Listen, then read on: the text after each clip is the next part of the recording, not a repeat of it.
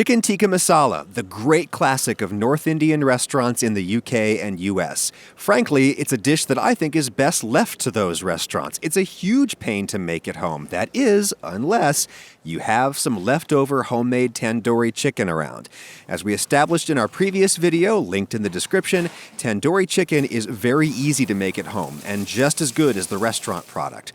So I say when you make it, make twice as much as you need. Have tandoori chicken one night and then a few nights later, throw your leftovers into a curry. It's a natural synergy and it makes this amazing dish a breeze to do at home. First thing to consider, though, is the rice. With a saucy dish like this, you really do want a starch to soak it all up.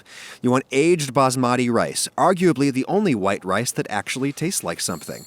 I'm just going to make a whole 1 pound package. That's a little more than 2 cups. Honestly, I think you can skip this step, but if you want a restaurant-type product, you gotta wash the rice. You just pour in some water and swish it around with your fingers and dump the water out and repeat. Pour in some water, swish it all around, maybe rinse with a little bit more water and pour it out.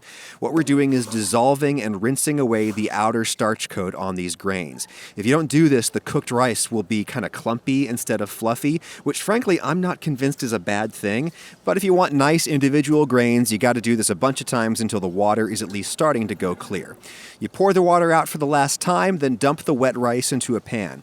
The basic water to rice ratio is 2:1, but these grains are already holding some water, so you got to account for that. I'm pouring in 3 3/4 cups water into what was originally like 2 1/4 cups of dry rice.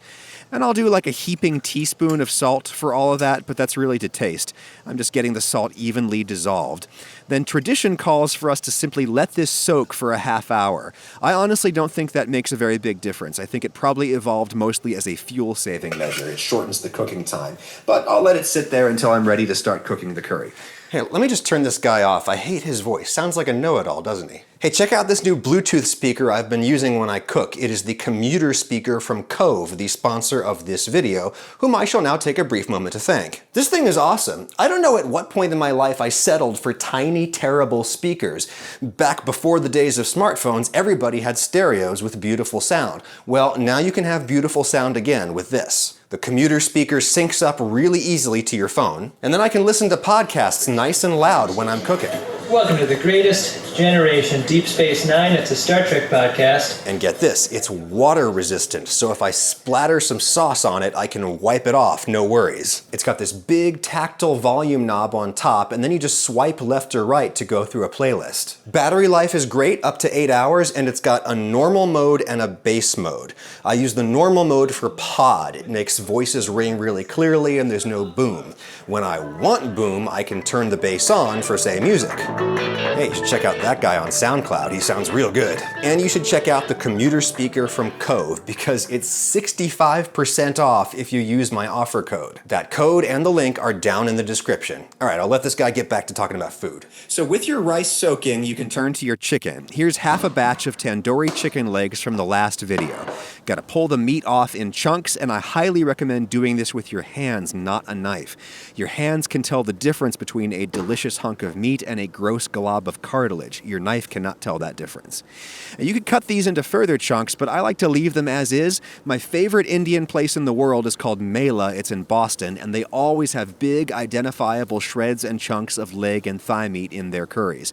Yes, chicken tikka is technically a kebab, but I think that a lot of restaurants actually use chicken tikka masala as a way of getting rid of leftover tandoori chicken, and chicken tikka is basically the same stuff. It's just chicken marinated in yogurt and spices and cooked at very high heat. Same stuff, just boneless and on a skewer.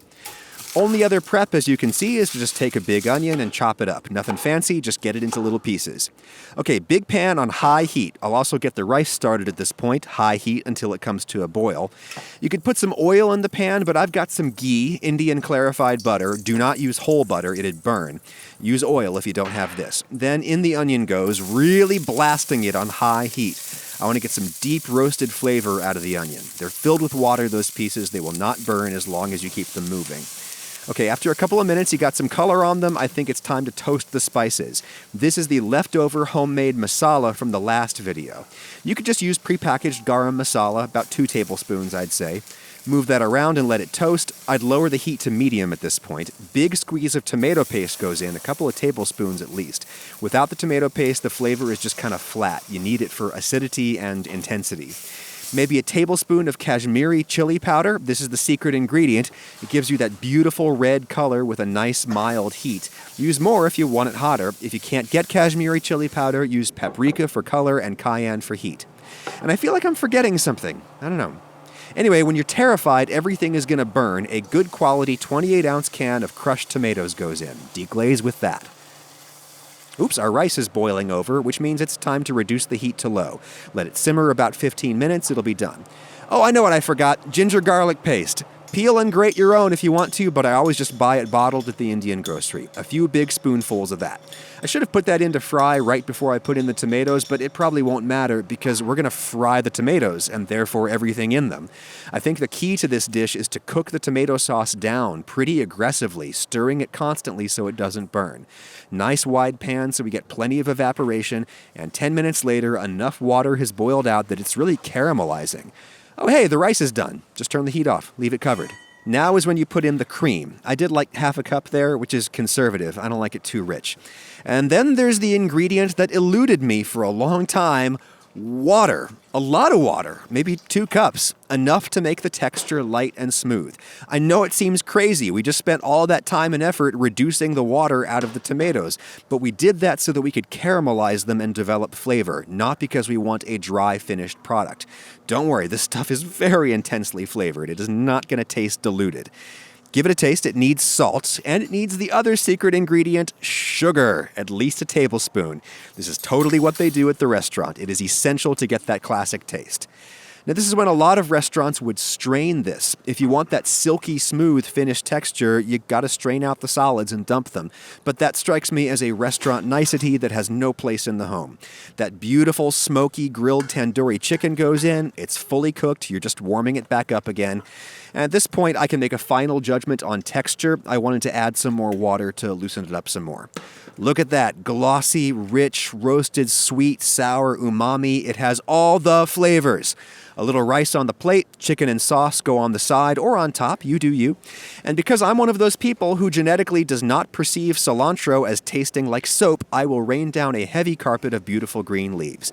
And that tastes not like a suitable substitute for the restaurant product, that tastes like the restaurant product. There's tons of leftovers too.